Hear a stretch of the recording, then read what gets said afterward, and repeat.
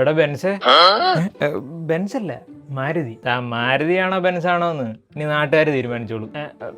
എന്ത് പറ്റി ഡാർലിംഗ്? എന്താണ് രാജാസാബിനെ പറ്റിയുള്ള അഭിപ്രായം? അത് ചിലർക്ക് ഇഷ്ടപ്പെട്ടു, ചിലർക്ക് ഇഷ്ടപ്പെട്ടില്ല. പിന്നെ മലയാളികളുടെ കാര്യം പ്രഡിക്റ്റബിൾ ആയിരുന്നു. നമ്മുടെ തെക്കേത്തലയുടെയൊക്കെ അവസ്ഥ അറിയാമല്ലോ. ഓ, ഇതറിഞ്ഞിട്ടും ഇങ്ങനെ ഓരോന്ന് പടച്ചു വിട്ടോളും. ആ ആദിപുരുഷന്റെ ക്ഷീണമൊന്നും മാറി വരുന്നേ ഉള്ളായിരുന്നു. താൻ വീണ്ടും തന്നെ ഏറെ കയറ്റുമല്ലേ? ഓ, മലയാളികളുടെ കാര്യം നോക്കണ്ട, അവർക്ക് ഈ പാൻ ഇന്ത്യൻ പടങ്ങളെ പറ്റി വലിയ പിടുത്തം ഇല്ലാത്തതുകൊണ്ടാ. ഓ, അവർ സർവ്വമായെന്ന് പറഞ്ഞ് ആരും പേടിക്കാത്തൊരു പ്രേതപ്പടം ഇറക്കി ഹിറ്റ് അടിച്ച്. നമ്മുടെ പടത്തിലുണ്ടല്ലോ പേടിപ്പിക്കുന്ന കിടിലം പ്രേതം. അയ്യോ ഉണ്ടേ, എന്നെ കൊണ്ടൊന്നും പറയിപ്പിക്കില്ല. ചിൽ ഡാർലിംഗ് ചിൽ.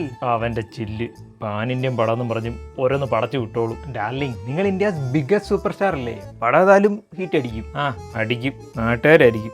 അത് പറഞ്ഞപ്പോഴാ താൻ ഓഡിയോ ലോഞ്ചിൽ എന്തോ പറഞ്ഞേ? അത് പടം ഇഷ്ടപ്പെട്ടില്ലെങ്കിൽ എൻ്റെ വീട്ടിലോട്ട് വന്നോളാൻ. ആ, തൻ്റെ വീടിൻ്റെ ഗേറ്റ് തുറന്നിട്, എല്ലാം വന്ന് കയറട്ടെ. അത് ആ സമയത്ത് ഒരു മാസിന് അങ്ങ് ആയിപ്പോയതാ.